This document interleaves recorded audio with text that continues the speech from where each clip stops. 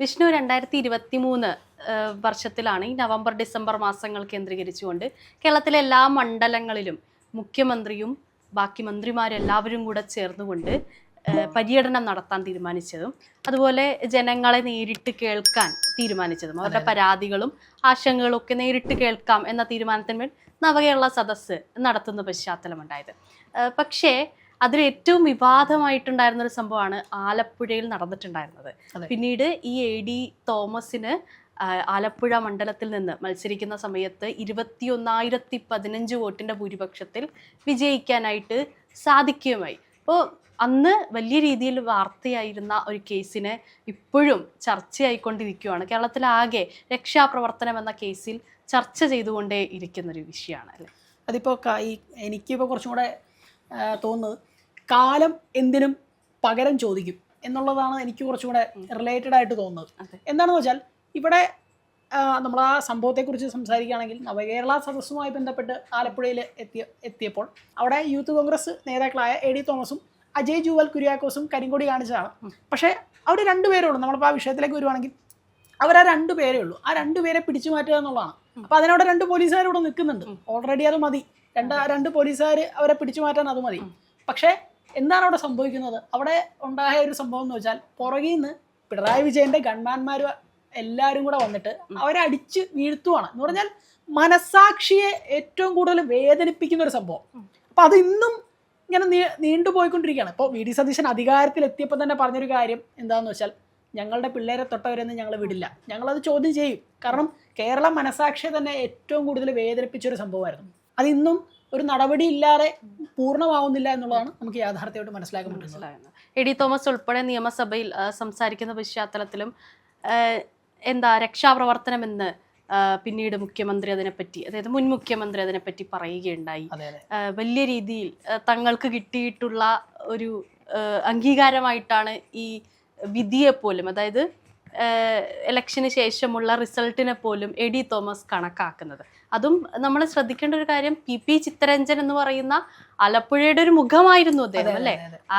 അദ്ദേഹത്തെയാണ് 21,015 വോട്ടിന് പരാജയപ്പെടുത്തി. ഈ രക്ഷാപ്രവർത്തനം എന്നൊക്കെ പറയുമ്പോൾ എനിക്കത് ഏറ്റവും തമാശയുടെ ഒന്നാണ്. അതെങ്ങനെ രക്ഷാപ്രവർത്തനം വന്നിരുന്നത് എന്ന് പറഞ്ഞാൽ അദ്ദേഹം പറഞ്ഞ കാര്യം എന്ന് വെച്ചാൽ വണ്ടിയുടെ മുമ്പിലേക്ക് വന്നപ്പോൾ അവരെ പിടിച്ചു മാറ്റി അതൊരു രക്ഷാപ്രവർത്തനമായിരുന്നു എന്നുള്ളത്. അതെങ്ങനെ രക്ഷാപ്രവർത്തനമാകുന്നതെന്ന് എനിക്ക് മനസ്സിലായില്ല. നമ്മൾ അതിലേക്ക് പോകുന്നില്ല, കഴിഞ്ഞ കാര്യമാണ്. പക്ഷെ നമ്മൾ അതിലേക്ക് വേറൊരു കാര്യം നമ്മൾ സംസാരിച്ച് വരുമ്പോൾ നമുക്ക് മനസ്സിലാവുന്ന കാര്യം, ഈ ചിത്തരഞ്ജൻ എന്ന് പറയുന്നത് ആലപ്പുഴയിൽ അത്രയും ഫെമിലിയർ ആയിട്ടുള്ള ഒരാളാണ്. അത്രയും ആലപ്പുഴ കോസ്റ്റൽ ഏരിയ ഒക്കെ അതെ, ഒരുപാട് പാർട്ടിയുടെ ഏറ്റവും ശക്തനായ നേതാവാണ് ആലപ്പുഴയിൽ. അവിടെ വർഷങ്ങളായിട്ട് ജയിച്ചു വരുന്ന ഒരാളാണ്. അദ്ദേഹത്തെ പരാജയപ്പെടുത്തി 21,000-ൽ കൂടുതൽ വോട്ടുകൾ നേടി AD തോമസ് ജയിക്കുന്നുണ്ടെങ്കിൽ അതവൻ യൂത്ത് കോൺഗ്രസിന് വേണ്ടി പോരാടിയത് അതുകൊണ്ട് തന്നെയാണ്. ഈ സംഭവം മനസാക്ഷി ഞെട്ടിച്ചത് തന്നെയാണെന്നേ. ഇത് ആളുകളല്ലേ കാണുന്നത്, ഇതിപ്പോൾ എല്ലാവരും കാണുന്ന കാര്യമല്ല, ഇത് അടിച്ചു വീഴ്ത്തുക എന്നുള്ളത് എല്ലാവരും കാണുന്ന കാര്യമാണ്. അപ്പം ഇത് അത്രയും വേദനിപ്പിക്കുന്നത് കൊണ്ട് തന്നെയാണ് ആ ജനങ്ങൾ, ആലപ്പുഴക്കാർ അവനെ കൈവിടാതെ അവനെ ഉയർത്തിക്കൊണ്ടുവന്നത് അതുകൊണ്ട് തന്നെയാണ്. അത്തരത്തിലുള്ള വാർത്തകളൊക്കെ ഇപ്പോൾ കേൾക്കുന്ന സമയത്തും AD തോമസ്, ഞാൻ നേരത്തെ പറഞ്ഞു, വളരെ അനുഭാവപൂർണമായിട്ട് തനിക്ക് കിട്ടിയിട്ടുള്ളൊരു അംഗീകാരം ആലപ്പുഴയിലെ ജനങ്ങൾ തന്നു, അമ്മമാരുടെ കണ്ണീരിനൊക്കെ ഫലമുണ്ടായി എന്ന രീതിയിൽ. അതിലും ഇതിൻ്റെ കേസുമായി ബന്ധപ്പെട്ട് പോലീസ് ഉദ്യോഗസ്ഥനാണ് ഏറ്റവും വലിയ നടൻ എന്ന് പ്രഖ്യാപിക്കുന്ന രീതിയിലേക്ക് ഉൾപ്പെടെ അവർ മാറുന്നൊരു അതാണ്. ഇപ്പം പോലീസിന്റെ ഒരു ഉന്നത തലത്തിലുള്ള ഒരാൾ തന്നെ ഈ കേസ് അട്ടിമറിക്കാൻ ശ്രമിച്ചു എന്നുള്ളത് ഏറ്റവും കൂടുതലൊരു ആ ഭരണത്തിന്റെ തന്നെ ഒരു ഇരുണ്ട മുഖം തന്നെയാണ്. അങ്ങനെ കാണിക്കാൻ പാടില്ലായിരുന്നു. അതിന് വേണ്ട നടപടികൾ എന്തായാലും സ്വീകരിക്കണം എന്നുള്ളത് തന്നെയാണ് പറയാനുള്ളത്.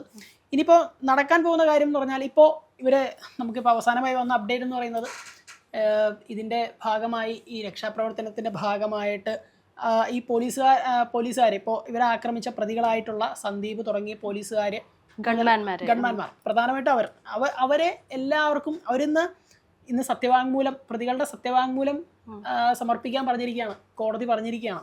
അപ്പോൾ ഇത്തരം നടപടികളിലേക്ക് ഇനി അതങ്ങനെ മുന്നോട്ട് തന്നെ പോയിക്കൊണ്ടിരിക്കുകയാണ്. അതിനൊരു മാറ്റവും ഇല്ല. കാരണം അടിച്ചവരെയൊക്കെ പിടിച്ചിരിക്കും എന്നുള്ള VD സതീശന്റെ ഉറച്ച നിലപാട്, സർക്കാരിന്റെ ഒരു തീരുമാനമായിട്ട്. ഇപ്പോൾ നവകേരള സദസ്സ് ഉൾപ്പെടെ നടക്കുന്ന പശ്ചാത്തലത്തിൽ ഒരുപാട് വിഷയങ്ങൾ അതുമായി ബന്ധപ്പെട്ട്, കരിങ്കൊടി കാണിക്കുക ഉൾപ്പെടെയുള്ള വിഷയങ്ങൾ അതുമായി ബന്ധപ്പെട്ട് നടക്കുന്നുണ്ട്. അപ്പോൾ എല്ലാവർക്കും പിടിവീഴാനും ഒരു സാധ്യതയുണ്ട് എന്ന് കാണാൻ പറ്റും അല്ലേ? അതെ അതെ അതെ. അന്ന് KSUവിന്റെ നേതാക്കളായിരുന്ന ഇപ്പോൾ AD തോമസ് ഉൾപ്പെടെ KSUവിന്റെ ജില്ലാ ഭാരവാഹിയൊക്കെ ആയിരുന്നു. അതുമായി ബന്ധപ്പെട്ട് യൂത്ത് കോൺഗ്രസുമായി ബന്ധപ്പെട്ട് പ്രവർത്തിച്ചിരുന്നവർ കരിങ്കൊടി കാണിക്കുകയും അങ്ങനെ മറ്റു പ്രവർത്തനങ്ങളിലൊക്കെ ഏർപ്പെട്ടിരുന്നവരെ അടിച്ചമർത്താനുള്ള ശ്രമം അന്നത്തെ പോലീസ് നടത്തിയിരുന്നു. അവർക്കെതിരെ കേസ് ഉൾപ്പെടെ ചാർജ് ചെയ്യുന്നൊരു നിലയുണ്ടായി. അതിനെല്ലാം ഒരു തിരിച്ചടി എന്ന വണ്ണം VD സതീശൻ സർക്കാർ അതിലൊരു നടപടി എടുക്കുമെന്ന് നമുക്ക് അത് നമ്മൾ ഈ എന്താ പറയാ, ഒരു പഴയ ചൊല്ലുണ്ടല്ലോ, ഈ എന്താ കടിച്ച പാമ്പിനെ കൊണ്ട് തന്നെ വിഷം ഇറക്കിപ്പിക്കാന്ന് പറയല്ലോ. അതുപോലെ തന്നെ എന്ന് വെച്ചാൽ ഈ അത്രയും ദ്രോഹപ്പെട്ടവനെ, അത്രയും അടിച്ചമർത്തപ്പെട്ടവനെ തന്നെ അവിടെ സ്ഥാനാർത്ഥിയായി നിർത്തി MLA ആയിട്ട് വിജയിപ്പിച്ചു. അപ്പോൾ പൊളിറ്റിക്കൽ സ്ട്രാറ്റജി ആയിരുന്നു. അത് ഭയങ്കരമായിട്ട് അത്രയ്ക്കും വലിയ ചർച്ച ചെയ്തൊരു വിഷയം. അതെ അതെ, അത് ജയിച്ചു വന്ന് അവൻ ആലപ്പുഴക്കാർക്ക് ജയിച്ചു വന്ന് അതൊരു പ്രതികാരം കൂടെ, രാഷ്ട്രീയ പ്രതികാരം അല്ലെങ്കിൽ രാഷ്ട്രീയ മറുപടി കൂടെയായിരുന്നു. അതിപ്പോ നമ്മൾ പറയുമ്പോൾ ചിത്തരഞ്ജൻ പോലെയുള്ള വ്യക്തിയെ പരാജയപ്പെടുത്താന്ന് പറഞ്ഞാൽ ഒരു KSUക്കാരനെ ഏറ്റവും വലിയൊരു അംഗീകാരമാണ്. ഇത് ഇപ്പോഴത്തെ നിയമസഭയിലെ ഏറ്റവും പ്രായം കുറഞ്ഞ MLA കൂടെയാണ്. അതാണ് നമ്മളെ ഏറ്റവും അതിശയിപ്പിക്കുന്ന ഒരു കാര്യം. അതാണ് ഏറ്റവും പ്രായം കുറഞ്ഞ MLA ആണ്. കോൺഗ്രസിന്റെ അല്ലെങ്കിൽ യൂത്ത് കോൺഗ്രസിന്റെ ഒരു മുഖത്തിൽ നിന്ന് ഇപ്പോൾ കോൺഗ്രസിന്റെ അധികാര സ്ഥാനത്തേക്ക് വന്നിരിക്കുകയാണ്.